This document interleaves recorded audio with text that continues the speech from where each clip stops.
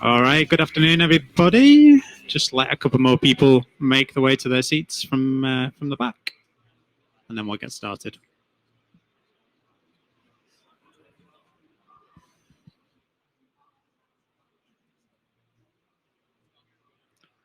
All right, so hopefully you're all here for DevOps Manchester 30. Thanks for joining us. We've got some stiff competition today. I think there's a certain politician speaking next door at some point while we're on stage.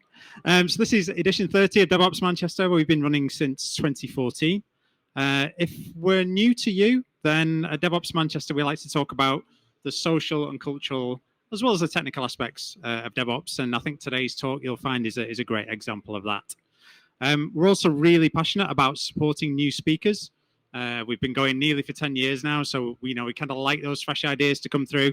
We're really passionate about supporting you. If you're thinking of speaking at an event, you kind of set that New Year resolution, New Year ambition, or you've got that development goal, more than happy to kind of help you work and develop a talk and come and stand on stage at future events. So please reach out to us if you think that would be of interest to you or maybe for someone on your team.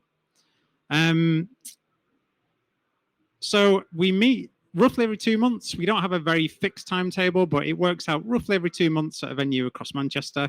We're always open to people who can do what DTX have done today and host us. Recently, we've been at Codurance and Infinity Works, and we thank them both for their support. Today, obviously, we're here thanks to DTX Manchester. They're funding refreshments that were available as you arrived, and also some food and drink that will arrive kind of at the halfway point today. So thank you for them for that. A reminder that after we finish today, so after we finish the second half of our talk, there is an after party, a kind of follow-on event to DTX Manchester, which is taking place over at Bar Impossible.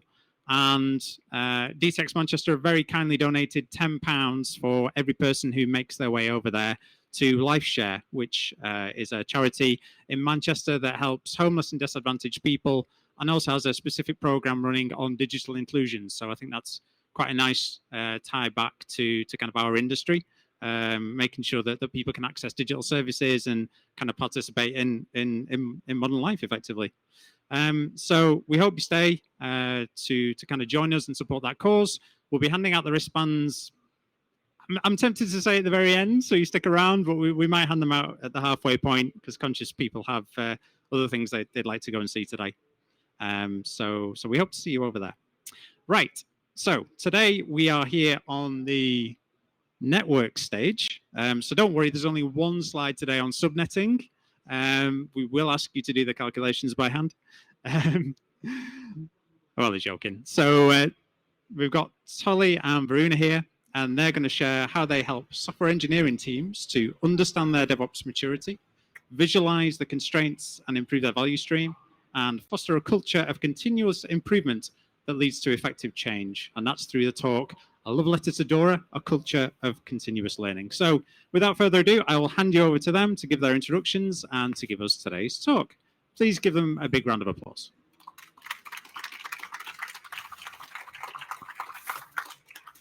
Thank you. Can you hear me? Awesome. Thanks for the warm introduction. It was very, very nice. We're here to talk about DevOps, but really about the culture of continuous improving and continuous learning. But it's really a bit of a love letter to DORA. Quick show of hands, do you know what I mean by DORA? Put your hand up. Perfect. Good. Like almost half the room. So I'm going to talk about what that means. But first of all, I'm going to introduce ourselves. So Varuna and I are both principal engineers. We've got 10 plus years of experience in software engineering. And what a principal engineer is at least in our context, in the way we see the role, is experienced engineers sitting outside teams and helping them set up for success, really. Like if I would have to, that was my elevator pitch, if that's what I would say. We're still on Twitter until we probably should move off quicker. But since we're at a DevOps talk, we're going to aim to limit our handovers as much as possible. So we've only got two. And we literally got a clicker that I'm going to hand over to Varuna about in about 5 or 6 minutes, and then she's going to go through her stuff and she's going to hand it over. So it's 2 handovers. It's going to flow quite nicely, he says. So the first thing I'd like to say, especially in the context of this wonderful conference, is that all the stuff we're going to talk about, it relates to a type of business that probably might not be your business right now, or you aim to be that. So I love this this question up here that was phrased by Gregor Hope, and this is a picture of Dave Farley because I like putting Dave Farley in talks. And the question he posed was, what does your business think of IT? So a lot of you hopefully will recognize this focus on cost and return of investment, and the levers being cost cutting and economies of scale. But a lot of you as well might recognize the common strategy to be insourced or IT is the business, or the levers are business case driven, or at best economies of speed.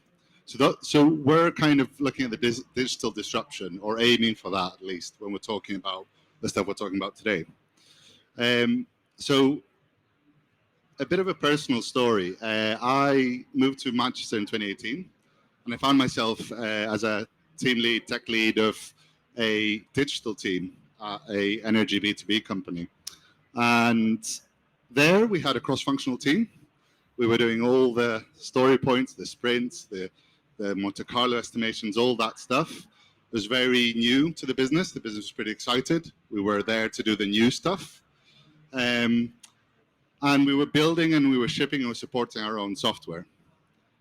Only that we weren't supporting and we weren't shipping. We were only building. Found ourselves in this first DevOps anti-pattern, which is DevOps Topology. DevOps Topologies is this wonderful website down here that outlines some anti-patterns and good patterns for DevOps. So we were firmly in the build it section there. So the digital team was literally building the software, and then a lovely guy, really, really skilled, wonderful guy to work with, Phil, was our ops team. He would ship the software and he would support the software as well. So one day, I was new to the job, I was leading a new team, I asked for a new deployment. And then customer support called me, app support called me, the BA, the product owner came over to my desk. What's happening? The customers can't do X. I can't remember what it was. So it was not a good experience. And then I didn't know what to do, obviously, because I didn't know how we shipped and supported the software. So I turned to Phil. I had to find him. I didn't know where he was. So I had to kind of go through the office and find him. And I found him on the other side of the office. I spoke to Phil. I said, we've got an incident. Don't know what to do. Help. So Phil was very calm, wonderful, said, I'll check the logs. He quickly reversed the change because he didn't know what the context of the change was. I didn't know how to fix forward at the time because I was looking at his laptop. So he reversed the change because that made sense. And then obviously a CAB meeting review was scheduled the next day. Put your hand up if you know or have been participated in a CAB meeting. Good. So I think CAB means Change Advisory Board, but it's more, if you've been part of a CAB, you probably got PTSD from it. So I was like, oh God, this is a new job. I've already got a review of this CAB thing, because to request the change initially, we had a CAB meeting first. So the question was, what can we do to avoid this happening again? I was like, oh God, I don't know. I don't know how it can't happen again. I'll have to go and have a think and look around and understand our practices, understand how we ship, how we support, all this stuff. But as any kind of toxic positivity engineering lead will do, he'll say, I know how to do this, don't worry. It'll never happen again. If it does happen, I know where Phil is. I'll go and ask him to fix it. But what I really felt is I was really, really stressed. I had no faith in my own ability. I had no faith in my team because I didn't know where to start. So I did what I normally do. I turned to the literature and I found this wonderful book, The Phoenix Project. And I started reading it. It's a graphic novel about DevOps. We're at a DevOps meetup, so hopefully a lot of people have heard about it or read it. And I had to sit down. I had to go, oh God, like, one sec. how does everyone know Phil? How does that book know Phil? And okay, if they don't know Phil, how many Phils exist in the industry? And that shocked me, weirdly. I didn't know at the time. So that's when I started reading about DevOps. That's when I started understanding that where we had Phil as ops and dev as the team, we could work a bit closer with Phil. Or we could take it a bit further and embed Phil into our team and literally work together like that. And this happened, I started to learn that this was a real movement across the industry. And this was late, right? Like I learned this in 2018. So there's loads of DevOps Days conferences. This is just a subset with London being there as well.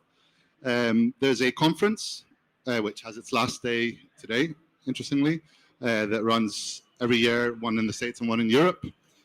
And there's a wonderful meetup in Manchester with almost 2,000 members, which all talk about DevOps. There's loads of books. The Phoenix Project, the Unicorn Project, the DevOps Handbook, Continuous Delivery by Dave Farley and Jez Humble. There's loads of literature out there. And the reason why I'm bringing all this up is because DevOps is a bit of an overloaded term. So what we mean by DevOps, Varuna and I, is we really mean the three ways of DevOps. So flow, feedback, and learning. So flow from dev to ops, feedback from ops to dev, and this continual learning and experimentation.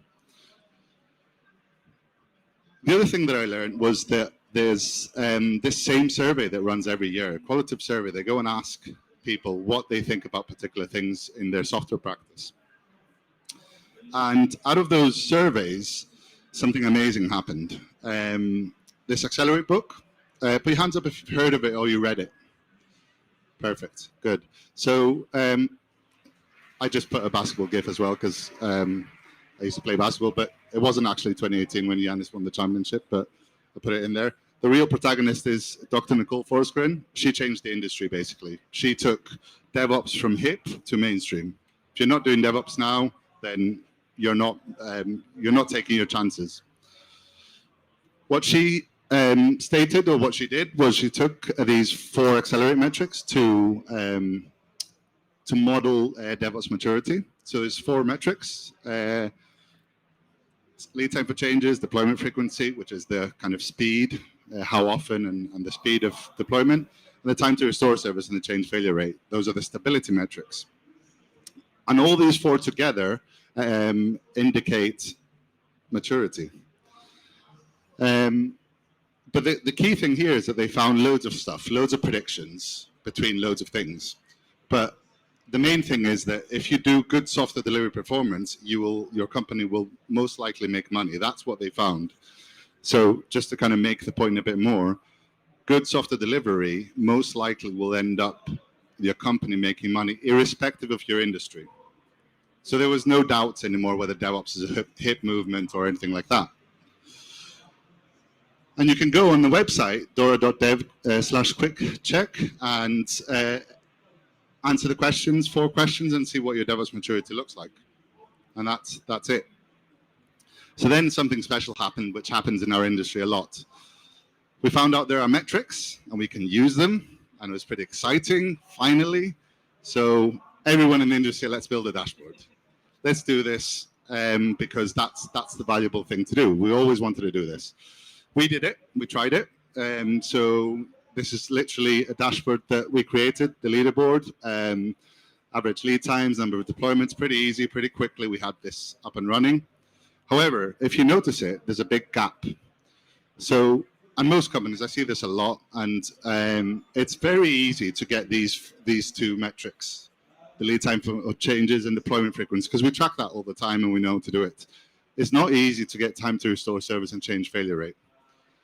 And actually, what we're suggesting is that you don't even need to measure them. What we're suggesting today is that, from our experience, it's enough. There's a low threshold for entry, low barrier for entry to run a workshop that uses this research instead. And we did it across 20 plus teams over the 2 or 3 years. I was at Cinch and with Varuna as well in the year that we were together. And you might be thinking, well, what's the advantage? Why should I even use it in my company? Varuna's going to go through how we did it, but a few things that might benefit, you might benefit from is, might improve your observability, you might improve your pipeline speed, you might even improve the way you deploy things, your deployment mechanisms. You might end up with trunk-based. You might think of how you deploy things in a very different way. So with that, I'll hand you over, it's the first handover of the day, to Varuna. Thanks, Toli. I feel like a rock star with this on. Okay, so what is the DevOps checkpoint? The checkpoint is a 2-hour-long interactive workshop that you run with one engineering team. It aims to be jargon-free and super collaborative. We found that it works best with a facilitator from outside the team.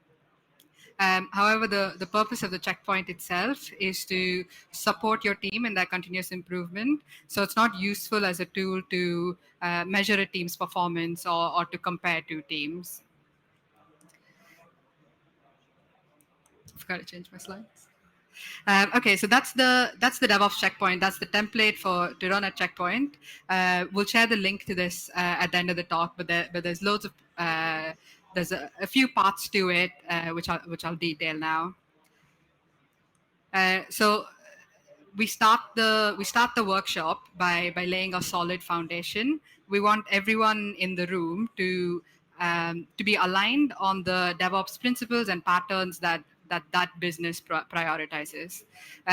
Some of the ones that we mention at Cinch, or that we explicitly state at Cinch, are Toli mentioned this earlier. We set up in this build it, ship it, support it pattern. So the team that builds the system should have the skills and tools necessary to fully own the success of that system. Then we encourage code over clicks. There's a lot of invisible work associated with manual tasks. There's the work itself and its repetition, but there's a cost to the context switching and the queue and the wait times and so on. So we found that it's almost always beneficial to automate away from your manual work. Then we try and shift left on security, and we do this by introducing automated security scanning tools into our deployment pipeline.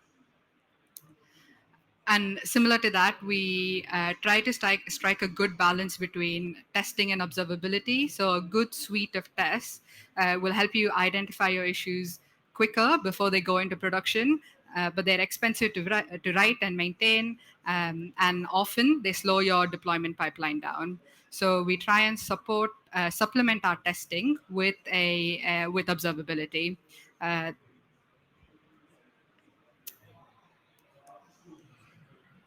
So with those principles and patterns in place, we can, with confidence, encourage our teams to commit their code directly to main and continuously deploy to production. So that's trunk-based development, and we're trying to have no PRs. So step 2 then is to talk about the team's DORA metrics. So Toli mentioned the focus here is on improving rather than measuring. So if a team has a DORA metrics dashboard, then we'll use the numbers from there. But these dashboards are often hard to create and they're really hard to rely upon. So we try and get a gut feel from the team. So we ask questions. We say, how often do you think you deploy to production, or how long do you think it takes your system to recover from failure? The idea here is that if a team feel that a certain process is burdensome or slow or inefficient, then that's good enough evidence for us to focus on its improvement. So here's an example from earlier in the year where the team plotted where they were on the 4 key metrics. In this particular example, we used a combination of stats from GitHub Actions, incident reports, and then a lot of back and forth debate and discussion. Once we had that, we put those numbers into the DORA quick check tool that Toli teased earlier. The tool then gives you a list of capabilities that you can focus on within that team based on where your 4 key metrics are at. This tool is actually super helpful. It also, besides the 4 key metrics, it gives you a more in-depth questionnaire to try and prioritize those capabilities and really decide on where you want to focus your energy. So from that same example as before, here's the output from the DORA tool. The tool says for that team, you probably want to focus on improving your monitoring and observability, and on breaking your work into smaller batches. We found that teams also have this sense of pride or sense of achievement in the label. So they want themselves to be flagged as elite or high.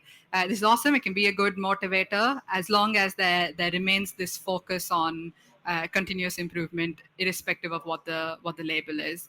The purpose of doing the DORA check is to not get the label, but is to identify those capabilities, which then feed into step 3.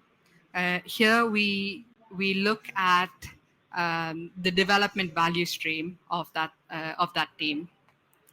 So the development value stream is the flow of activities and information in taking an idea to production or to whatever you define as done. In terms of the DevOps checkpoint, we look at a subsection of this value stream. We look at the activities involved in taking a change from commit to live, with an added focus on that feedback loop. So in the teams that Toli and I work with, this tends to be at a high level, that CI/CD process. So some code is written and then committed to GitHub, where GitHub Actions builds and deploys that code to a testing environment. There's some automated tests run. If they succeed, then the change is deployed to production. Datadog provides some observability in production, where the team might go and explore to see the impact of the changes that they made, or something goes wrong and Datadog notifies the team to fix it. Either way, the team is prompted to make some more changes and write some more code, and that sort of closes the feedback loop.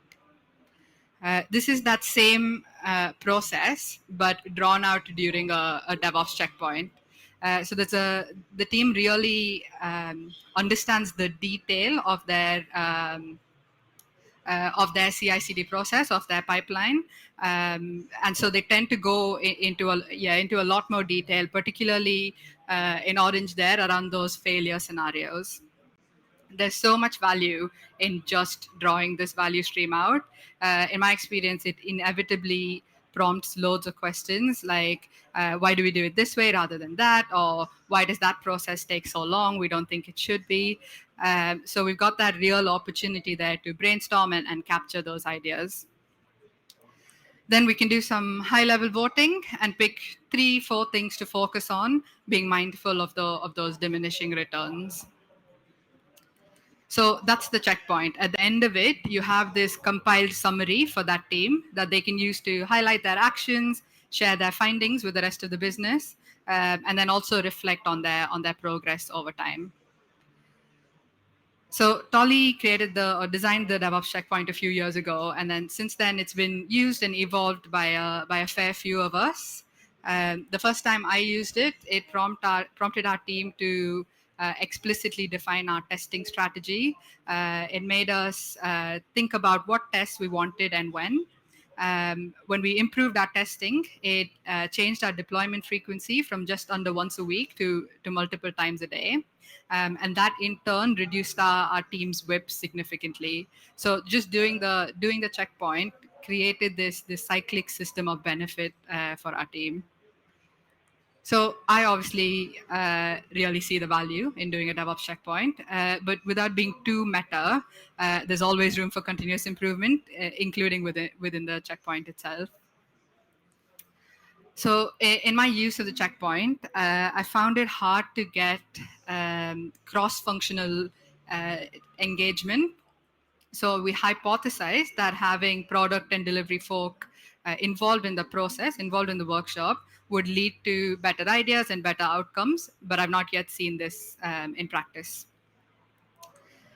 Then the follow through on actions can also be inconsistent. Often it depends on that team's workload, their ability to prioritize, and to an extent the persistence of some engineers on the team wanting to follow through.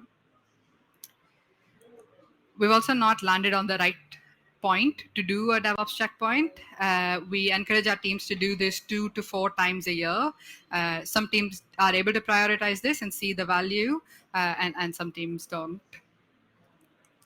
So far, the DevOps checkpoint as a workshop, as a template, has been inner sourced within the business where Toli and I work. We're opening it up now, and we'd really like any feedback, opinions, ideas if you do use it. We'll share a link at the end of the talk. That's handover number 2. Thank you. Yeah.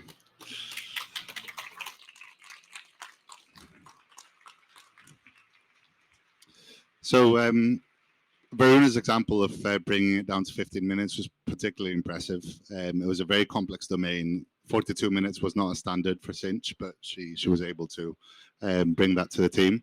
So just wrapping up, the 4 accelerator metrics obviously changed the industry, changed the way we think about software.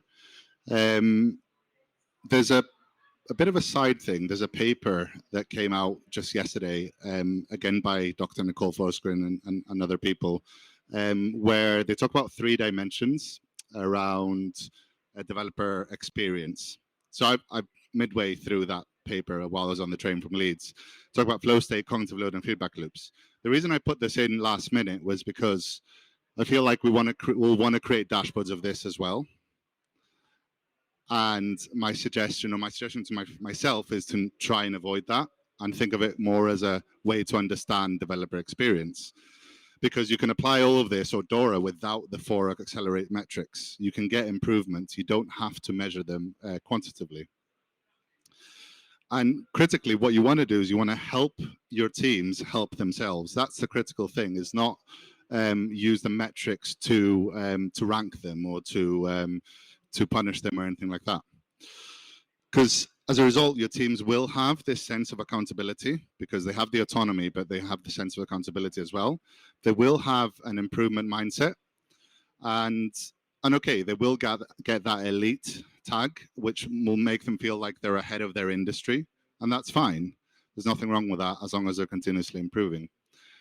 And you will end up with a generative, high-functioning software engineering team through this process, we hope. As a last thing, since the last State of DevOps Report, there's a new DORA community of practice that's evolved. It's open to anyone. It's worldwide. It's online. It's at DORA.community, so I didn't put a QR code for it. And it's really, really generative. There's the latest State of DevOps Report is a bit confusing, to say the least. So there was loads of conversations around that to kind of see what falls through the cracks. And this is a template that Varuna was referring to earlier. And thanks very much. Any questions? Oh, we've got a... You need a microphone. We're all right, we're live, yeah. I get a microphone, great. What do you? So you've talked about using the checkpoint as an alternative to metrics. Were you saying that let's not bother to actually measure deployment time, lead time, because what's important is essentially we're having these conversations, right? I don't know. What are your thoughts on that? Would you still make those dashboards as well? I think no. The point is to improve it rather than measure it. So it almost, to an extent, doesn't matter where you are. Okay. Yeah. So I think from my perspective, you can create a dashboard if you want to, but if you're wasting your time creating a dashboard, then that's the problem. And it's not just us saying it. The Nathan Harvey, who's kind of part of the DORA team, says the same. Don't try and create dashboards. I think I've always felt that dashboards mostly are a tool to start a conversation, and if you're willing to have those conversations anyway, what's the point? Thank you. Come to you next. Hi. How do you elicit honest responses during these feedback sessions? Because oftentimes devs can fall into sort of one of two camps, where they're either really rallied against something and they want to fix it immediately, or they're sort of apathetic and will just lie and pretend everything's fine. You go for it.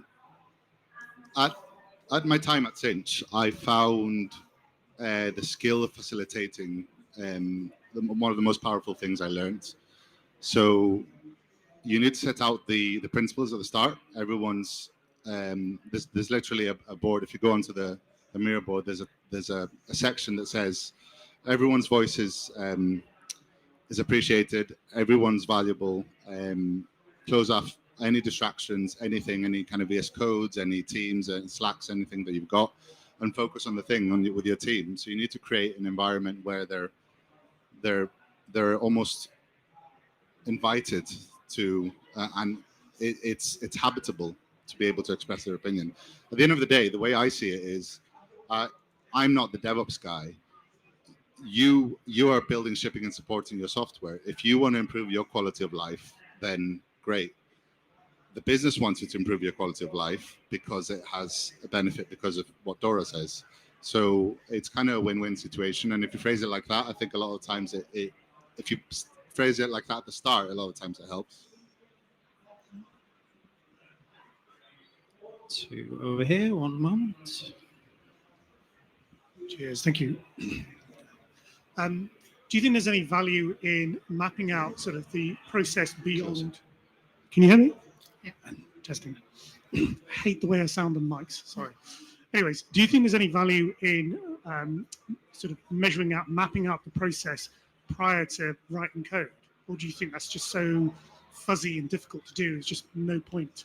Because you mentioned earlier, so Varuna mentioned earlier, that there might be some value in engaging your product teams or your PMs. And part of me thinks that might help with prioritization of tasks further down the line with regards to following up on things. But then part of me thinks, well, surely there's an opportunity here to map out the fuzzy front of that whole process to help improve the speed of getting things out into production and improving that feedback loop. What are your thoughts on that?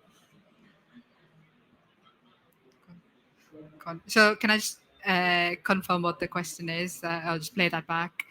Is it worth mapping out the whole value stream, not just the parts that talk about DevOps? That's correct. Not just the bit at the point at which you start to write code.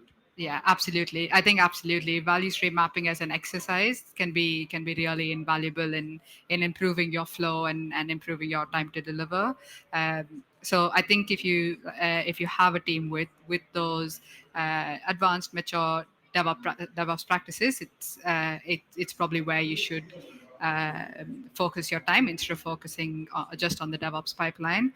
But when it comes to the checkpoint, because we're focused there on improving that commit to lifetime, as Accelerate puts it. That's why the checkpoint itself just focuses on that subsection of the value stream. But yeah, I think value stream mapping as an exercise with your whole cross-functional team invaluable. I think it's a good question. Going back to the whole question around Phil. Where is he? Where's Phil? So somewhere around, there. So what you're saying is that rather than only having dev and ops, you can also have product and UX and all those people. And I think there's loads of value in that, especially. So we've got cross-functional teams aligned to a domain or owning their own value stream for a reason. And one of the things that we haven't cracked is this ability to have other roles in that process. And to have them on the process, you can't start at commit. So the way we started was from the point code is ready to be committed to the pipeline ready to go.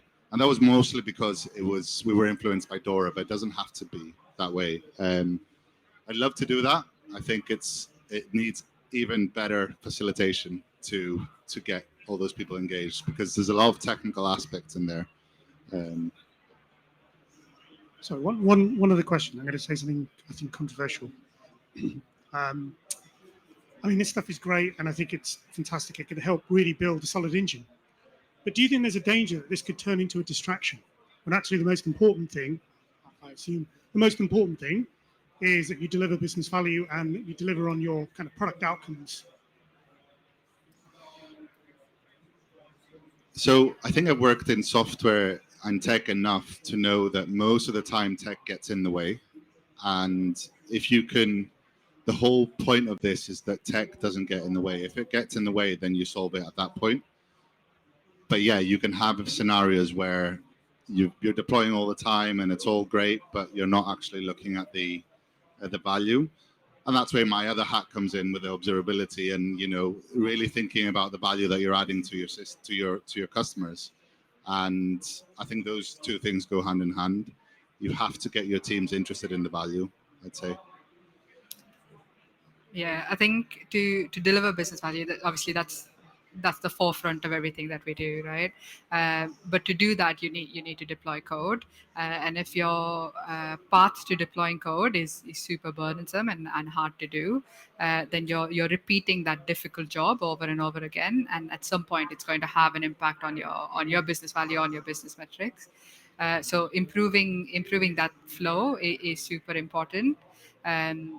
So with the checkpoint itself, we run it every 6 months to every quarter. So it's not something that you do as part of your weekly ceremonies or or every other week. So it's just that opportunity to take a step back and say, is there anything we can improve? Are there any big gains here for us to go after? I think just to add to that is there's a reason why the checkpoint doesn't stop at you've got elite maturity. It goes into thinking about what the bottlenecks are, and that's where the value is as well. Any other questions? We've got one over here, and then I'll have another look around the room. Another one. Oh, wait, no. Question withdrawn. Any more questions? Yeah, another one at the front. We do have some food arriving, by the way. You can ask the question if you want to. Yeah. So we got one here. Someone else in the back? Yeah. You just like me running around, that's all it is. This man's near the pizza, so. So it's more of like a follow-on from the previous conversation. So I think it's really important to measure the dev side of things, but you'll get to a stage where the developers and the teams are getting really fast at deploying, they're getting really fast at shipping code, but that'll naturally start to expose things around the business in other areas. So one of the things that we started to notice is that our BAs and our UX team can't quite keep up with some of our other teams. So I think it's important to look at the entire picture end to end in terms of that entire developer lifecycle, not just from the commit side onwards, because you'll naturally get to a point where you improve that so much that unless you're starting to put more effort into the other things downstream or upstream, you're just not going to be able to focus and have that kind of velocity of the team. So the team will start to draw back anyway because they can't put enough code out there without having too many issues and that kind of side of things. Yeah, absolutely. If anything, if you get everyone on the team in the same room, you start building empathy, you start building a bit of coherence, and I think that's where the magic happens. Absolutely. Yeah, I think I agree with you. You're talking about that when you have a value stream, you're going to have a constraint somewhere. We want to make sure that constraint is not in the software delivery. In my experience, that constraint usually is in that sort of idea generation bit. How do we make sure we're doing something valuable? But when we have that idea, we want to be able to go really quick. Yeah. Awesome. Okay, any more questions? Another two. Go on, Matt. I'll come to you. How big a heart attack did your audit team have when you suggested no PRs, and how did that conversation go? No PRs. The heart attack in my case came from the developers. Who did you say? Auditors, so somebody would be concerned about that kind of thing. I don't think the auditors look for PRs. They look for auditability. And as long as you can do that, then it's fine. Observability is quite advanced as well, so you can actually audit a lot better than any PR can show you. So no, I don't think we had any problems. I think it's a cultural shift. It's a hard thing to do to get on board, and it needs some other ways of working in place as well. You need a team that's constantly communicating and pairing and mobbing with each other to really see that benefit of not having PRs and just moving at pace. So you don't want to move at pace and then break all the time and have serious incidents. Okay. I'll make this the last question, and then I'll wrap us up. And Is we the can pizza talk here? some more. Yeah. Yeah, it is. I'm curious about the stuff about involving products and essentially cross-disciplinary colleagues in checkpoints. Obviously I worked with you at Accenture. I had some exposure to the checkpoint. I didn't see what happened outside of my spaces. I'm curious to what experiences you had, whether you tried to involve product, UX, and so forth. What happened? I think that's a great question because, interestingly, when we had the more ambitious product people involved, they actually they had different answers to the DORA questions. So they had a different impression of what was happening to the developers. And as a facilitator, when that happens, you start asking, well, why do you think that? So you start a conversation, and that's where the empathy gets built. And then they go, oh, I didn't know that was the case. And that's a beautiful moment when that happens. Pizza time? Pizza time, yeah. So normally in our meetups, we kind of have a halftime break, and then we come back together and we run a format called Lean Coffee, which if you're not familiar with that, we get together in small groups, we kind of agree some topics to talk about, and then we spend a few minutes talking about each one until we get fed up, basically.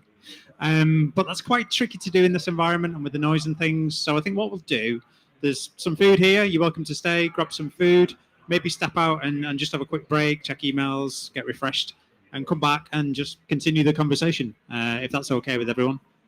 Just makes it a bit easier and a bit more relaxed for people. So feel free to stay, feel free to come up and ask questions, either of your peers who you've heard from today or from Toli and Varuna. And finally, a round of applause for them both for what I think was a great talk.